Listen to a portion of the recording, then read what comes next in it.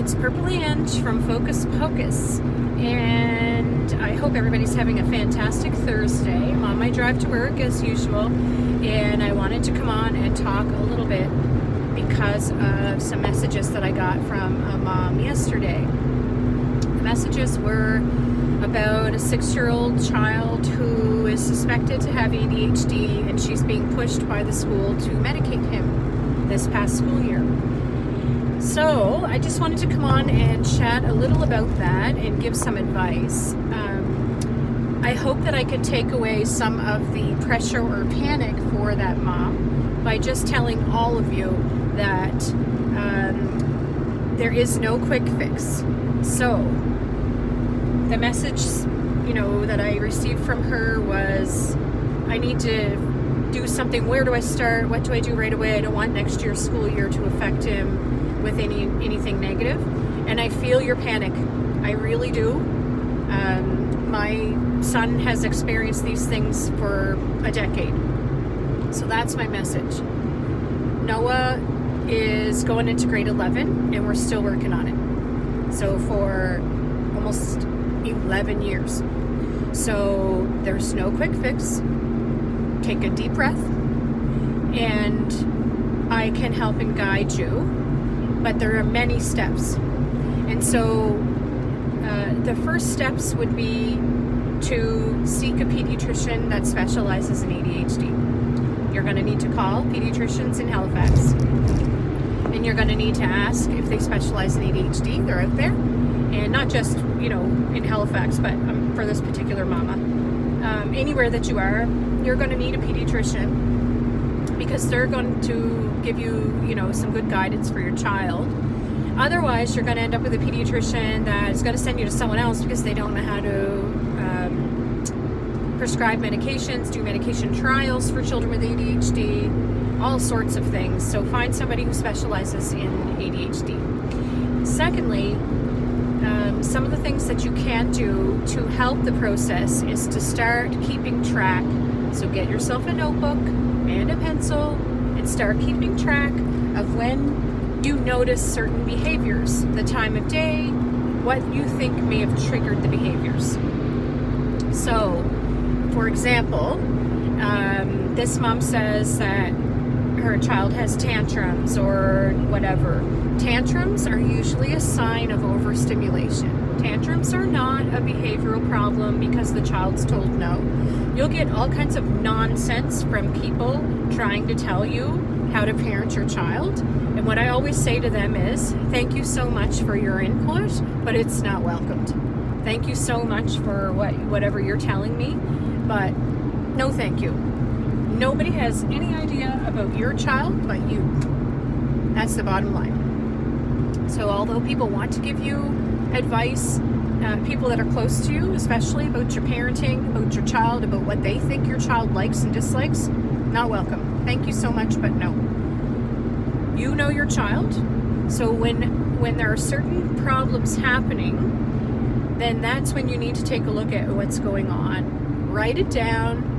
Really, all you need to do is be the calm while your child has a storm, right? So that's very hard to do, and it's very easy for someone else to say, but I've been in your shoes, and I can give you the best advice possible based on my knowledge of those kind of situations. One of the other things that I had to do for my Noah was that I had to rule out other problems. Noah used to describe being in the classroom like not being able to hear. And there is a child in the family that has a hearing problem. And so I needed to rule that out. So I did take Noah to Nova Scotia Hearing and Speech and to make sure that he didn't have a problem hearing. So his hearing was tested, his vision was tested. When a child is in a classroom and they don't focus, they don't pay attention, or they're having trouble reading, or they're not writing properly, you need to rule out all of the other factors that may cause the child not to want to read or not write properly. It could be a vision problem. It could be a hearing problem that the child is not following directions and not focusing when they need to. So you need to rule those things out.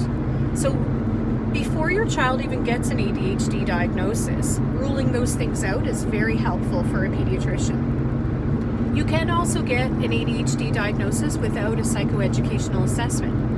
Psychoeducational assessments certainly help to determine which kind of ADHD your child has, so which type, and I put a video on before talking about the different types of ADHD, and it also diagnoses learning disabilities. So it teases out the disabilities, but you could wait years in the Nova Scotia school system for a psychoeducational assessment, and it costs thousands of dollars to get one privately. We paid privately because we were able to, but most people are not able to do that. And I was able to do it through, lost my train of thought. I was able to do it through a health plan on my benefits. Goodness, lost my train of thought, so I apologize. So while you're waiting to get a psych ed assessment in school, which is very frustrating, I agree, because your child needs a diagnosis now, and learning disabilities would be great if we could diagnose that right now in Nova Scotia instead of waiting till your child is 3 years older and suffering in school 3 years longer. I do understand, but you can get an ADHD diagnosis with a pediatrician and be working on some of the adaptations in the classroom that will be helpful down the road when you actually get a psychoed assessment to make sure about learning disabilities. So, first things first, start writing down for your pediatrician when behaviors happen that are challenging and what actually is triggering the behaviors so that you have an account of what's going on. Right now it's summer, so they're not in the classroom, so do the homework. And find a pediatrician that specializes in ADHD. That's where you start. When September comes, your child is going to have challenges. Entering a new classroom, challenges with changing environment. So it's important to document those types of things. If they have anxiety before starting and they're worried about the change and they're worried about school, those are all important things to document because that all comes along with an ADHD diagnosis. Children not being able to adapt to change, being fearful of change, fearful of going to a new classroom, worry about those things could be a comorbidity like anxiety. So that's where you start. It's going to be a long process. It's going to be a lifetime of knowledge. It's going to be a lifetime of advocating. So take your time, take a deep breath, and know that you're not alone. So that's my chat for today. I hope you guys have a fantastic day. Please reach out to me if I can help you in any way to guide you along your journey. And anyway, yeah, have a fantastic day. Bye.